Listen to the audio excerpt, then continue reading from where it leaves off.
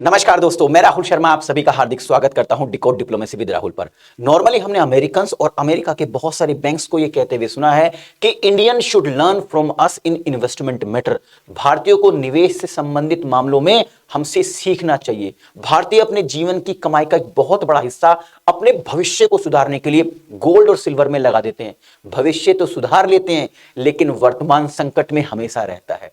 हम अमेरिकन से सीखिए, हम डॉलर की बात करते हैं, हम यूएस बॉन्ड में अपना भविष्य सुधारते हैं जिससे हमारा वर्तमान भी शानदार रहता है। लेकिन पता नहीं दोस्तों, एकाएक इन अमेरिकन को क्या हो गया, इस अमेरिका को क्या हो गया, अमेरिका के बैंक्स को क्या हो गया। अमेरिका के नामी ग्रामी बैंक, जो अमेरिका का नहीं विश्व का सबसे बड़ा इन्वेस्टमेंट बैंक है, जेपी मॉर्गन्स, चुपचाप तरीके से अपनी तिजोरी में चांदी यानी सिल्वर भर रहा है। अब वो डॉलर की बात नहीं कर रहा है, वो यूएस बॉन्ड की बात नहीं कर रहा है, वो चांदी की बात कर रहा है।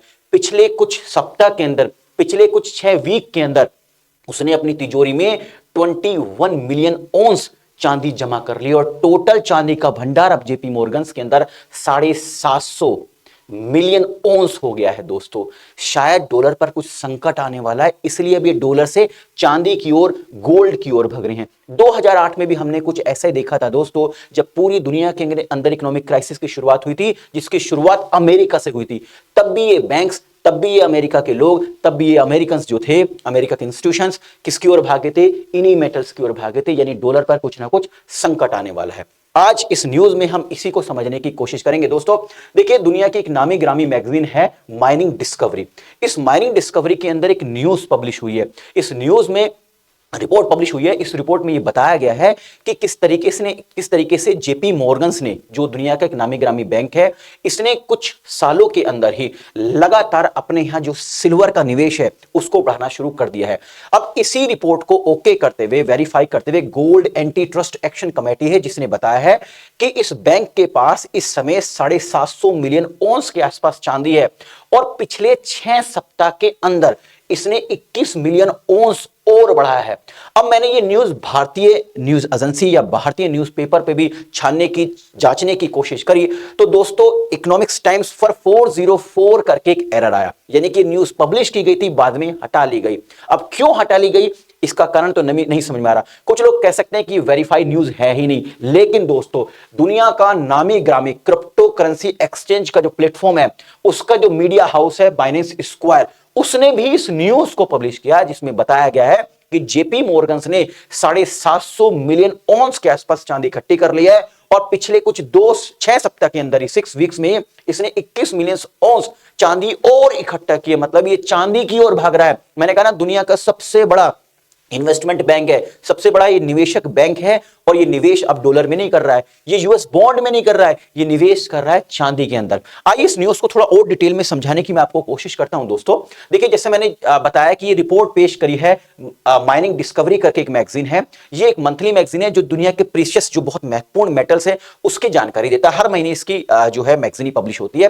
जो दिसंबर महीने की जो मैगजीन थी, उसके अंदर इसने एक रिपोर्ट पेश करी, जिसमें इसने बताया कि जेपी मॉर्गन दुनिया का सबसे बड़ा जो इन्वेस्टमेंट बैंक है, लगातार भारी मात्रा में फिजिकल सिल्वर जमा कर रहा है। मतलब ऑन पेपर सिल्वर नहीं, ये कमोडिटी मार्केट के थ्रू नहीं, मतलब सिल्वर, हार्ड सिल्वर, जो फिजिकल सिल्वर है उसको जमा कर रहा है। और जो मार्केट एनालिसिस्ट हैं, जो एक्सपर्ट्स हैं मार्केट है, उनका यह अनुमान है कि इस समय जेपी मॉर्गन्स के पास जो दुनिया का टोटल प्रोडक्शन है, उसका 5 से 6% के आसपास सिल्वर यानी चांदी मौजूद है।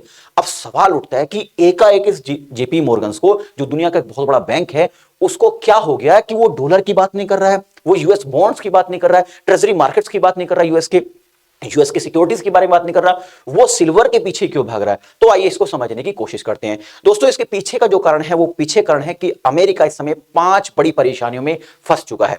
पहली परेशानी यह है दोस्तों कि अमेरिका के ऊपर इस समय लगभग 34 ट्रिलियन अमेरिकन डॉलर का कर्जा है। इसके अलावा दोस्तों अमेरिका लगातार पिछले कुछ सालों से रिकॉर्ड लेवल पर मनी को प्रिंट कर रहा है, यानी डॉलर छाप रहा है। अब अगर कोई करेंसी लगातार बहुत ज्यादा प्रिंट होगी तो डेफिनेटली उसकी वैल्यू कम होगी और मार्केट में इन्फ्लेशन आएगा ही आएगा। इसके अलावा दोस्तों यूएस ट्रेजरी जो मार्केट है वो अंडर प्रेशर है। यूएस ट्रेजरी मार्केट पर दुनिया का कोई भी देश विश्वास नहीं कर रहा, उसमें इन्वेस्टमेंट नहीं कर रहा। इसके अलावा जो ब्रिक्स नेशंस हैं, ब्रिक्स के जो माई बाप हैं, वो आजकल 3 ही देश है। नंबर 1 आपको पता है रूस, नंबर 2 चीन और नंबर 3 पे हमारा भारत। ये तीनों के तीनों जो देश हैं, कहीं ब्रिक्स नेशन है, वो डॉलर डॉलर का अल्टरनेटिव ढूंढ रहे हैं। और चाइना ने तो कमाल ही करा हुआ है इस समय। चाइना जो यूएस बॉन्ड्स को लगातार डंप कर रहा है, यानी कि पूरी की पूरी दुनिया के अंदर जो डॉलर का वर्चस्व है, डॉलर का अस्तित्व खतरे में। और अमेरिका के जो बुजुर्ग राष्ट्रपति हैं ट्रंप साहब, उनके आजकल के जो एक्शंस हैं उससे स्पष्ट तौर से क्लियर हो रहा है कि डॉलर पर कुछ ना कुछ तो संकट मंडरा रहा है, क्योंकि ब्रिक्स पर स्टेटमेंट देते हैं, दुनिया के कई सारे देशों पर कब्जा कर रहे हैं, उन देशों पर कब्जा कर रहे हैं जहां से उनको प्रीशियस मेटल्स मिल जाए या फिर क्रूड ऑयल मिल जाए। तो यानी कि पूरी की पूरी दुनिया जब डॉलर से हट रही है तो ये अमेरिकन बैंक क्यों पीछे हटे, ये भी सेफ्टी ढूंढ रहे हैं। अब यहां पर ब्रिक्स नेशंस का एक बहुत बड़ा रोल है दोस्तों, इस पर बात कर लेते हैं। देखिए, जो ब्रिक्स जो संस्था है, ये BRICS basically dollar free trade की ओर आगे बढ़ने की पूरी तैयारी कर रहा है। मैंने जैसे आपको कहा कि ब्रिक्स के 3 बड़े कर्ता धर्ता हैं, उसमें एक रशिया है, नंबर 2 पे इंडिया आता है, नंबर 3 पे चाइना। ये 3 नेशंस ब्रिक्स के कर्ता धर्ता हैं। अब इसमें रशिया और इंडिया के बीच में जो ट्रेड हो रहा है, वो ट्रेड हो रहा है दोस्तों रुपए और रूबल में। इसी तरीके से रशिया और चाइना के बीच में भी डोमेस्टिक करेंसी के थ्रू ट्रेड हो रहा है।